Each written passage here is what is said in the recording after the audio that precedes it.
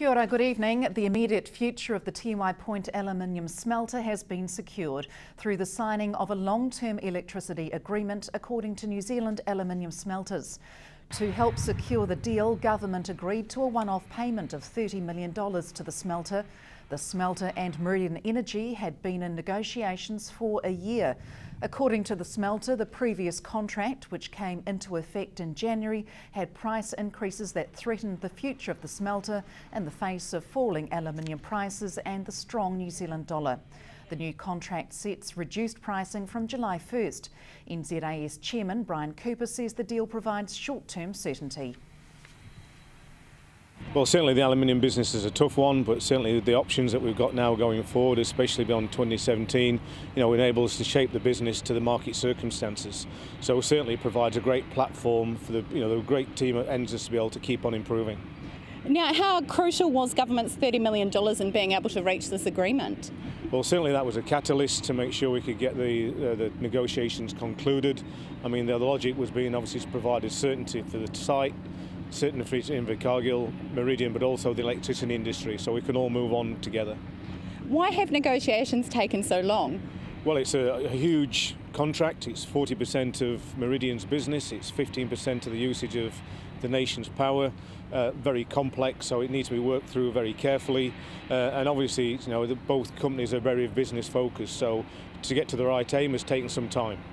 Now, there has been restructuring to cut costs. Will that continue? Well, we certainly need to make sure that the site's in the best shape it possibly can be. Obviously, looking for value improvement, cost savings, productivity improvements, etc. So certainly the work will continue to make sure, the business is in its the best possible condition. So there was an announcement earlier this week around jobs to be cut. Will those still be going ahead with this deal now going through? Yes, the maintenance restructure will carry on. I mean, that's obviously a restructuring of some of the manpower on site. There are 31 roles that we're looking at, but obviously, the vast majority of those are able to be redeployed. So it's really a restructure more so than a big change. Now, for the staff that remain working here on site, how secure are their jobs? Well, we know what the immediate term looks like. Obviously, we'll make sure the business keeps improving, and obviously we're making sure that people are involved and engaged in that process. Now, government's $30 million contribution, is that earmarked for a particular spend? No, that's to help certainly offset some of the losses that we suffered in the first 7 months of this year. So it's certainly helped to balance the books, but there's nothing earmarked directly for that other than the fact it's going to offset some costs we've already lost this year. Is there an expectation that the aluminium market will improve? Not in the short term. It's certainly obviously an extremely tough business. The growth out of China obviously is keeping the metal price depressed, so we need to make sure that the site's in the best shape possible to be able to compete on that world stage. So short-term things look good. After 2017, any expectations looking forward? Oh, it's far too early to tell, Sarah. I mean, there's many factors that will influence what happens in 2017. The aluminium price, the power price, the New Zealand exchange rate, etc. I mean, all those we'll be watching very carefully to make sure we've got the right business plan in place as we get nearer that time. Fonterra's botulism contamination scare made public last weekend has been blamed on human error, with the company's CEO saying that they know what happened but not why. Meanwhile, government has confirmed no other New Zealand dairy products are affected. An increased testing regime has been implemented after the recall of products made with Fonterra whey protein concentrate. Fonterra CEO Teo Spearings has said the public no longer needs to worry about contaminated products, including infant formula, and the chances of a genuine food safety risk had only ever been 1 in millions. 38 tonnes of whey, potentially tainted with a strain of bacteria that can cause deadly botulism illness, was supplied to 8 customers. Fonterra says all at-risk products are now out of the market and under quarantine. A formal arrangement to work together to improve the Waituna Lagoon was signed at Te Araha Marae in Bluff today.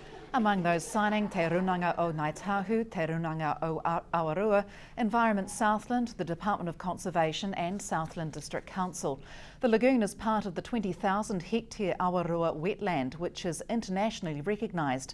Concern was raised in early 2011 about the poor health of the lagoon, and it was found to be at risk of flipping into an algae-dominated state. The agreement will see a long-term focus to improve health and well-being of the lagoon, its catchment and community. On behalf of as a support. We all have our individual responsibilities, but we believe that a combined approach from the statutory partners will help the process going forward in terms of the outputs that we require. And why has the iwi become signatories to this document? The Waituna has always been important to us. It's a place that we've used to collect food, mahinga kai, for obviously since our people arrived 600, 700 years ago. It's still very important. We still want the ability to go and get mahinga kai and fish and have a relationship with it in terms of swimming and looking after, being good kaitiaki of the Waituna. But not just as a lagoon, it's the waters going into the lagoon and also the catchment and the ability for people to farm and to use the catchment well. And your key concerns about the lagoon as it is now? We just wouldn't like to see any continued degradation of the lagoon. We want to see gains being made in terms of the water quality and the health of the lagoon and the health of the catchment for us and our children to follow us, basically. And how do you think this agreement will help at the end of the day? I think it's a great opportunity for the partners to get together and to work with stakeholders, to get some really good outcomes for the lagoon, for the catchment, as a combined approach. The South is to be peddled as New Zealand's top cycling destination in a new tourism marketing campaign.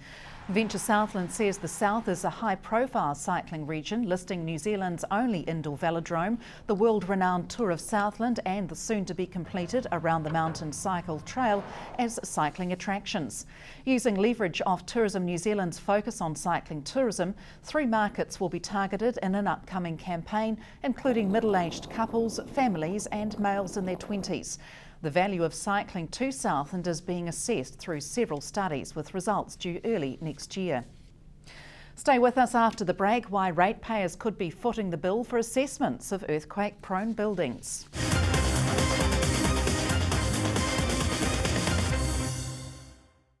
Welcome back. It looks like ratepayers will foot the bill for earthquake-prone engineering assessments of privately owned commercial properties in Invercargill. Buildings landlords could continue to earn rent from for another 20 years. I spoke to Invercargill City CEO Richard King, who says he was surprised the cost for initial engineering reports falls to council.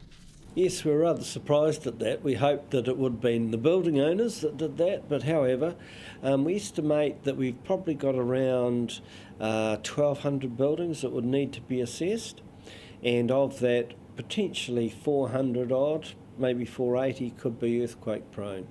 So the owners now, we've got 5 years to assess, make the assessment, and that might cost us, I think I said $1.7 million.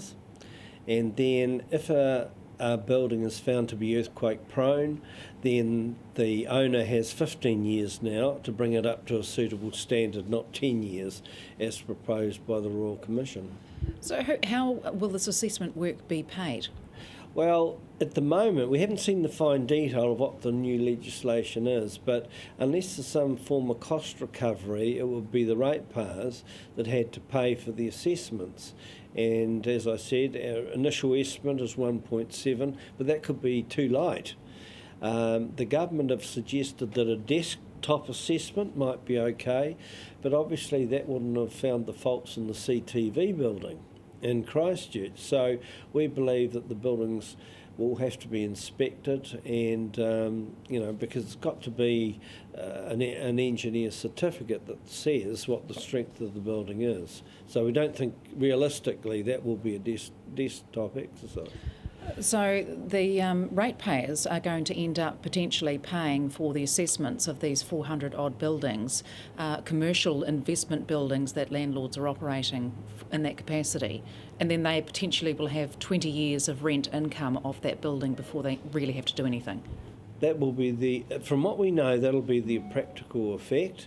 And then you have to think, well, after 20 years, and say a building still hasn't been upgraded and it's an earthquake risk, it'll either be demolished, or perhaps in some buildings the owners will just walk away and it might be left to the council to pick up the cost. They've chosen to go with a blanket policy across the board. That's right, one size fits all.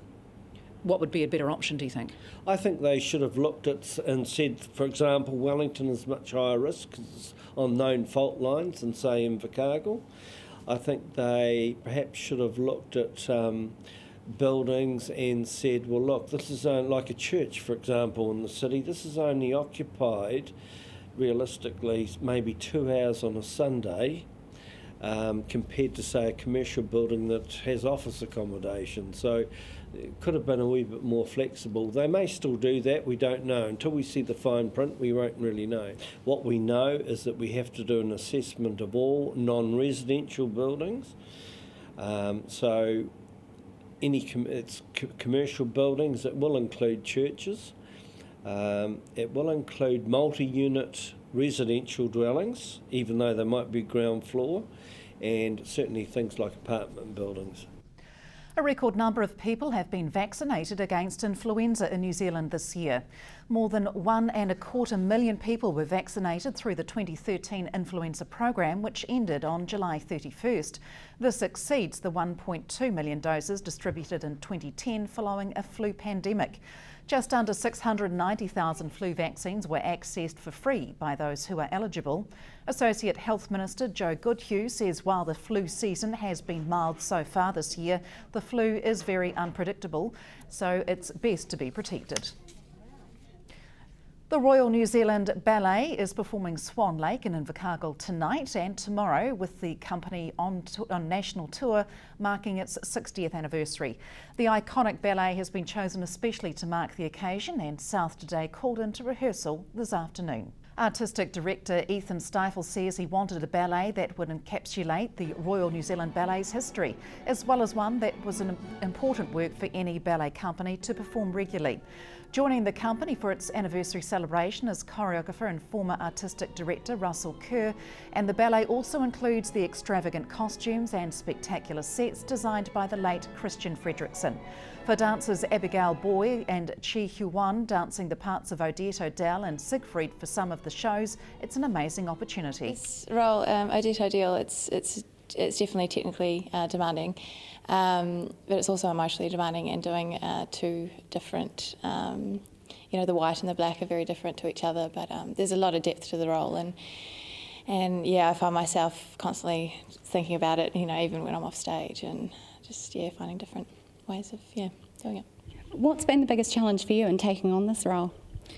Probably my confidence, keeping that up, and because you do have to have a lot of confidence when you are doing a principal role, and knowing yourself that you can do it, and it's been a journey, and I'm really happy that I can perform it, and it's definitely a lot of fun when you're up there doing it. And now this tour also marks 60 years. Does it make it more special for you? It definitely. The 60th anniversary is definitely very special to myself. I love this company to bits, and it's just really nice to be able to be part of it for the 60th. Yeah. So tell me, how challenging is your role? Is it technically demanding? It's definitely technically demanding, and it's one of the biggest ballets. Swan Lake is a very big production, and as the lead, I find that it's very. It's my dream role, basically. I've been always thinking about it, and luckily I've done this in 2007. So even though I've done it, so I still find the second time even more challenging for me, because I want to put more things, and I want to develop more and improve myself. So I think in the way, from the partnering, or you're dancing yourself, and also the acting, is very extremely difficult, I think. But I think at the moment, I'm doing all right, and all this artistic staff are always giving me corrections after each show, which means I can gain more experience and to do a better show next show. And that's it from news. Coming up in sport, the Herald's Wyn Gray and Gregor Paul review the Super 15 season. From the news team, good night.